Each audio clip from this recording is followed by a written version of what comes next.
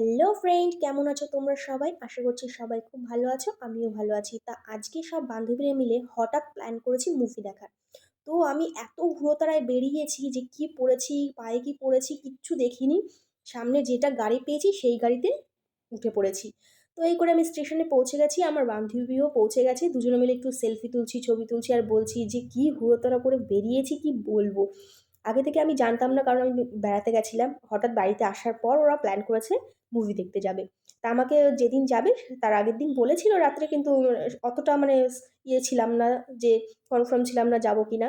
কিন্তু সকালবেলা সব বেরিয়ে গেছি, এই যে সব এক জায়গায় পৌঁছে গেছি। এক জায়গায় পৌঁছে সব মানে দেখছি, আর এটা তো মানে ব্যাগে যারা কি খুঁজছে না কি, তো কি বলবো। এই যে আড্ডা, আমরা 4 বান্ধবী পৌঁছে গেছি। তো আড্ডা মারতে মারতে কথা বলতে বলতে আর এদের সেলফি তোলার বাহার আর থামে না। কোথাও গেলে সেলফি, মানে কি বলবো, আমি মাঝে মধ্যে বলি দেখিস তোরা সেলফি তুলতে গিয়ে নিজেরাই সেলফি না হয়ে যাস। তো এই করতে করতে সবাই মিলে সেলফি তুলছি, আর আমি ওদেরকে দেখাচ্ছি যে দেখো কি করে ওরা। পাশে যে গাড়ি আসছে বা কিছু আসছে তার কোনো দেখার ইয়ে নেই। তো এইভাবে আমরা মুভি দেখতে চলে যাচ্ছি। মুভি দিয়ে যেহেতু টাইম হয়ে গেছে, এর আগে পরে কখনো যাইনি।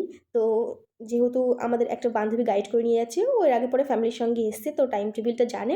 তো লেট না করে আমরা আগিয়ে চলে যাচ্ছি। এর মধ্যে কি কথা নিয়ে যেন আমরা কথা কাটাকাটি করছি না কি একটা বলাবলি করছি যে কি হচ্ছে না হচ্ছে, যে ওদের কেন মাঝে মধ্যে ভয়েস দিই না কেন, কারণ ওদের যখন ভয়েস দিই পাশের থেকে গাড়ি হোক বা এমন কিছুর আওয়াজ আসে যে ভয়েসটা আমি সেট করতে পারি না।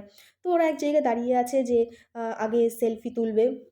তো এই দেখতেই পাচ্ছ একজন তুলছে, মানে যে তুলছে সে একভাবেই দাঁড়িয়ে আছে, আর ক্যামেরাম্যান নানান পোজে ছবি তুলে দিচ্ছে। মানে কি বলবো, ক্যামেরাম্যানই পোজ দিচ্ছে আর আমরা হাসছি যে কি অবস্থা, যে ছবি তুলছে সে পোজ দিচ্ছে। এই করতে করতে আমরা মুভি দেখতে চলে এসেছি। তো তোমাদের জন্য একটা সিন তুলে ধরেছি, ওটা আমার খুব ভালো লেগেছে I লাস্টের told you দিকে। I will তো send you তোমরা back to দেখো, India খুব in ভালো two লাগবে weeks.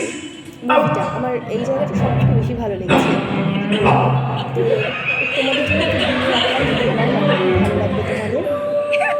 তো এইভাবে মুভিটা দেখছি, আমরা হাসি। এই মুভিটার মধ্যে প্রথমে খুব হাসি ছিল, তারপরে ইমোশনাল ছিল, তারপরে সব মিক্স করে একটা শাহরুখ খান মুভি, সত্যিই খুব ভালো লাগে। তো তোমরা আমাদের মতো প্লিজ চ্যানেলটাকে जाते जाते সাবস্ক্রাইব করো, थैंक একটা यू লাইক तो করো এবং बोलने क्या। কমেন্টে জানিও কেমন Why are লেগেছে। you all আর so তোমরা যদি কেউ এই মুভিটা দেখে থাকো, তোমাদের কেমন লেগেছে, কে কে দেখেছো মুভিটা, অবশ্যই আমাকে জানিও।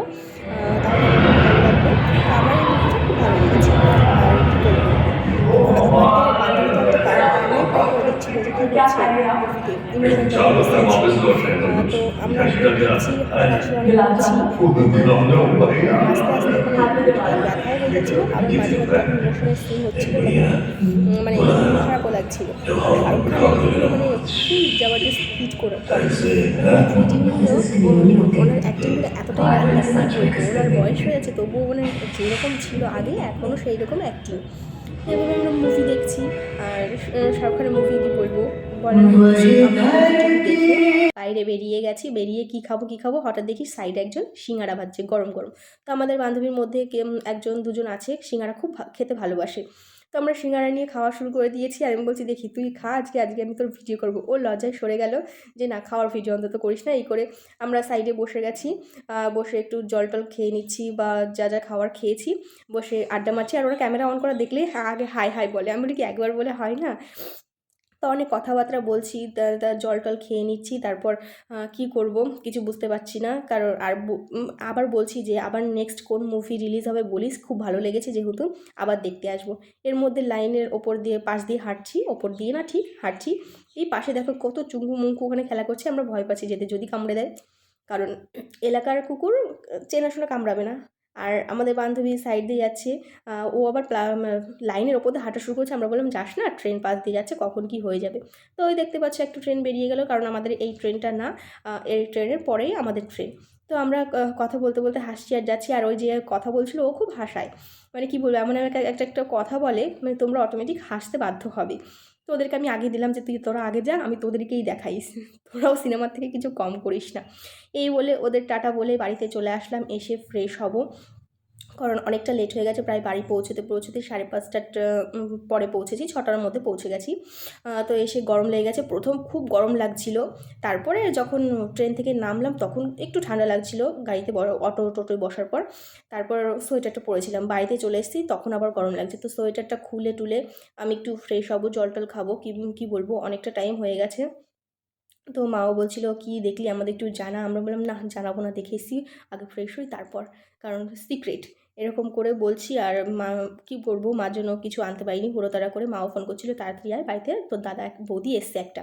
তো এই করে একটু চকলেট কিনেছিলাম ট্রেন থেকে নামার পর, কিন্তু বড়টা পাইনি, ছোটোটা পেয়েছি।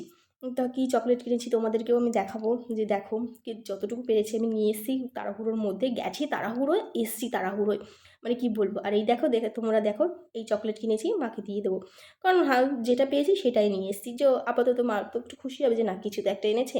যেমন আমরা ছোটোবেলায় বা এখনও মা বাবা বাইরে গেলে আমাদের জন্য কিছু আনতে বলে দিই বা ওনারা নিয়ে আসে, আমরা খুব খুশি হই, সেই রকম। তো আমি মাকে ডেকে চকলেটটা আমি দিয়ে দেবো, তো একটা মাকে দিয়ে দেবো আর একটা আমার কাছে রাখলাম, যে না পরে মা খুব ভালোবাসে না, আবার একদম খায়ও না এরকম না, তো মাকে একটা দিয়ে দেবো আর আমি একটা রাখলাম, যে হয় পরে মাকে একটু দেবো, আমি একটু খাবো, নইলে কি আমারও তো চকলেট খুব ভালো লাগে খেতে।